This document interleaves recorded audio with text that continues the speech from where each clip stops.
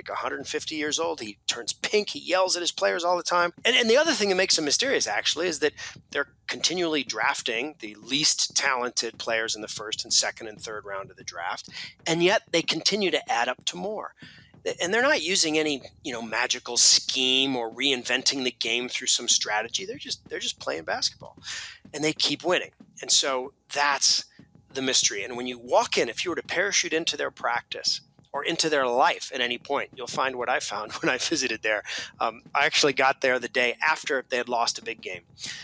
Coach Popovich, the first thing he did on coming out to practice, he went straight over to the player who had missed the big shot the night before, and he put his hand on that player's shoulder.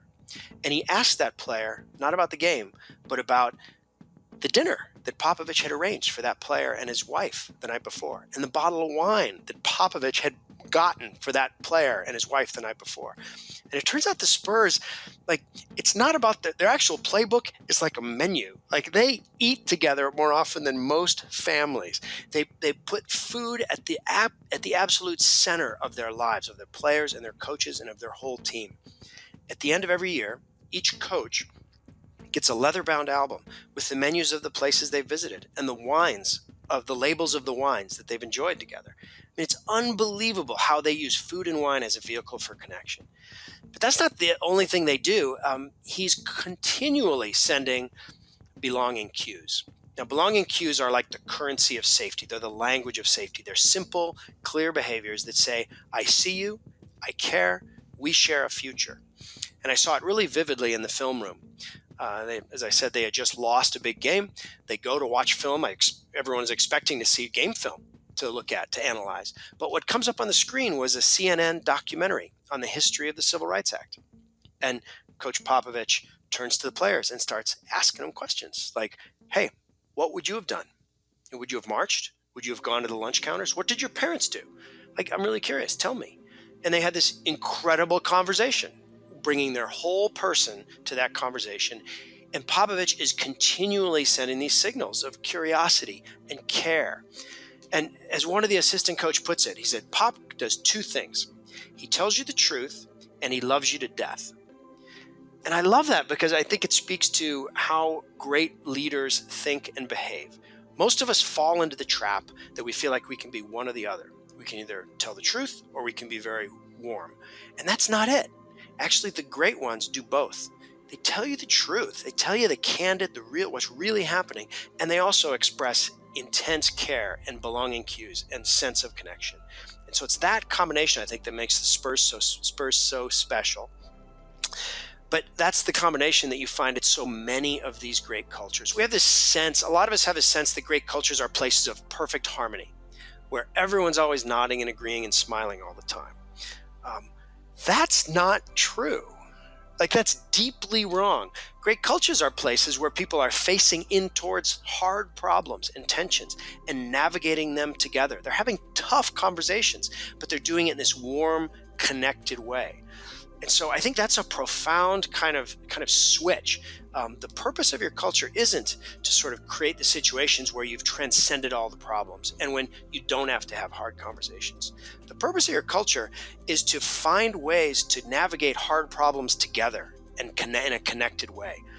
Sheryl Sandberg often says, she asks the people who work with her, have you had a hard conversation today? With the idea, yeah, that's not a bad thing. That's actually a good thing, to navigate these hard conversations and to solve hard problems with people we admire. So you might be asking, how does this translate into a business setting? How do you create a strong sense of belonging and identity in a corporate environment? The cool thing about the safety is that it's a language we kind of already speak. It's a question of tuning into it and delivering those signals and those behaviors at the right time. The simplest one is written on your face. Your face has two settings, closed and open. And the tip would be keep an open face. The frontalis is the muscle that controls your eyebrows. And if you look at the eyebrows and the eyes of good leaders and what they do with their eyes when they're communicating, it is often to bring those eyebrows way up in an expression of energy, interest, openness. So keeping an open face is one of the most basic things you can do. We're not usually tuned into our facial expression. That's a real simple one. Another tip would be to send the two-line email. Two-line email is an email you send to everybody you work with. And this is an idea from Laszlo Bock, who used to run human operations, human analytics at Google, people analytics at Google, rather. And the two-line email has 2 lines. It says, hey, tell me one thing you want me to keep doing, and tell me one thing you want me to stop doing.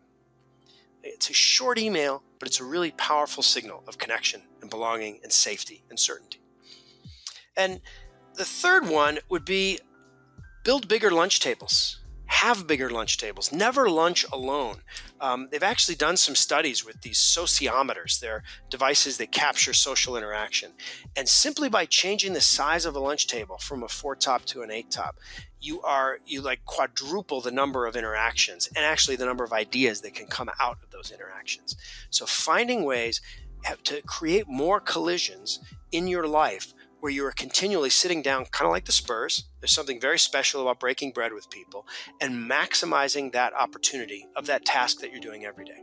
The second behavior that builds a high-performing culture is sharing vulnerability.